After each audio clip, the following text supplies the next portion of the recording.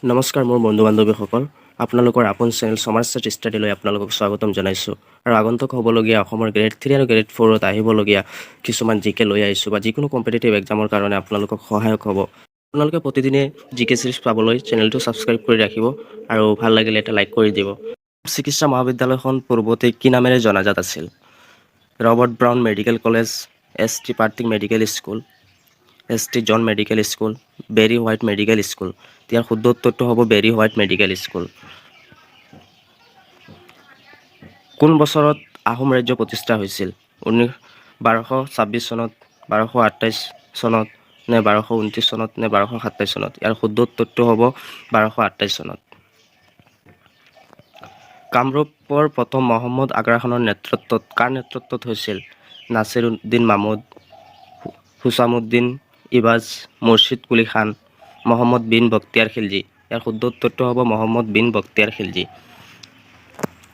কোন আহোম ৰজাই 1994 চনত শিৱসাগৰৰ পৰা যোৰহাটলৈ ৰাজধানী স্থানান্তৰ কৰিছিল?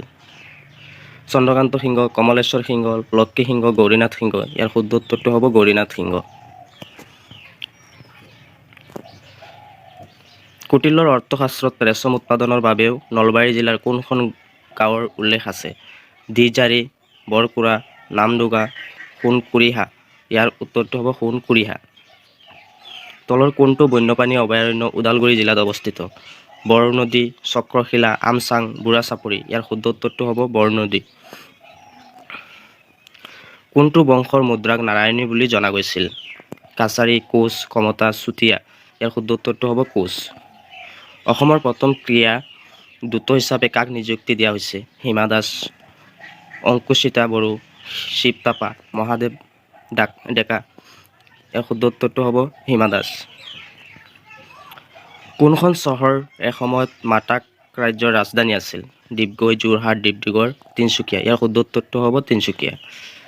লাচিত বৰফুকনৰ মৈদাম অৱস্থিত শিৱসাগৰ, যোৰহাট, ডিব্ৰুগড়, গুৱাহাটী। ইয়াৰ শুদ্ধ উত্তৰটো হ'ব যোৰহাট। কোনখন চহৰ অসমৰ মানচেষ্টাৰ বুলি জনা যায়? গুৱাহাটী, যোৰহাট, শুৱালকুছি, তেজপুৰ। ইয়াৰ শুদ্ধ উত্তৰটো হ'ব শুৱালকুছি। হু ইজ অলছ' নাও as the Bohagi কোহৰ in Assamese literature? আনন্দ চন্দ্ৰ আগৰৱালা, নে চন্দ্ৰ কুমাৰ আগৰৱালা, নে বীৰেন্দ্ৰ চন্দ্ৰ ভট্টাচাৰ্য, নে ৰঘুনাথ চৌধুৰী? ইয়াৰ শুদ্ধ উত্তৰটো হ'ব আনন্দ চন্দ্ৰ আগৰৱালা। আলি আই লৃগাং উৎসৱৰ নামত আই শব্দটোৰ অৰ্থ কি? বীজ, ফল, গছ, পানী। ইয়াৰ শুদ্ধ উত্তৰটো হ'ব ফল। Which city of Assam has the largest dry market of Asia? Tangla, Dhubri, Jorhat, Jagiroad. ইয়াৰ শুদ্ধ উত্তৰটো হ'ব জাগিৰোড।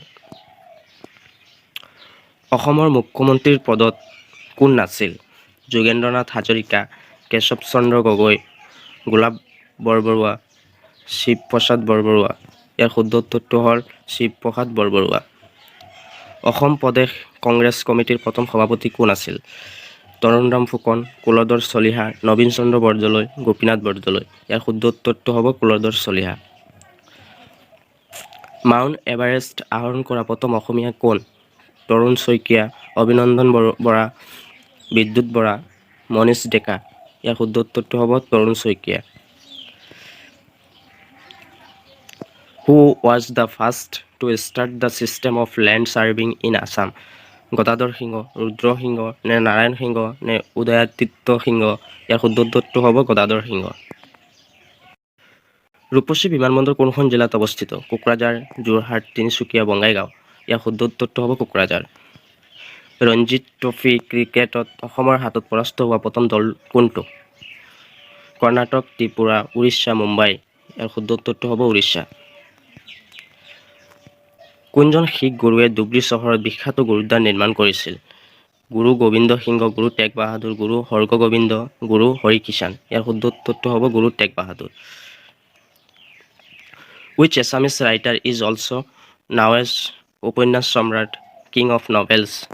কৃষ্ণকান্ত সন্দিকৈ, নে ৰজনীকান্ত বৰদলৈ, নে লক্ষ্মীকান্ত বেজবৰুৱা, শৰৎচন্দ্ৰ গোস্বামী? ইয়াৰ শুদ্ধ উত্তৰটো হ'ব ৰজনীকান্ত বৰদলৈ। অসমৰ কোনখন জিলাক সত্ৰৰ ভূমি বুলি জনা যায়? নগাঁও, যোৰহাট, মাজুলী আৰু বৰপেটা।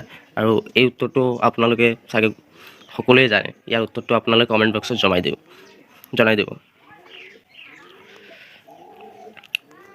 গুৱাহাটী চাহ নিলাম কেন্দ্ৰ বৰ্ষত স্থাপিত হৈছিল? কোন বৰ্ষত স্থাপিত হৈছিল? 1968 চন, 1969 চন, 1970 চন আৰু 1971 চন। ইয়াৰ শুদ্ধ উত্তৰটো হ'ল 1970 চনত। গিবন বন্যপ্ৰাণী অভয়াৰণ্য ক'ত অৱস্থিত? যোৰহাট, চিৰাং, ডিব্ৰুগড়, কোকৰাঝাৰ। ইয়াৰ শুদ্ধ উত্তৰটো হ'ব যোৰহাট। আৰু আজিলৈ ইমানেই 25টা কুৱেশ্যন জিকে আলোচনা কৰা হৈছে। আৰু বন্ধু বান্ধৱীসকল যদি ভাল লাগিছে আৰু এনেকুৱা ইম্পৰ্টেণ্ট কুৱেশ্যন পাবলৈ চেনেলটো ছাবস্ক্ৰাইব কৰি ৰাখিব। অলপ হ'লেও আপোনালোকৰ সহায় হ'ব।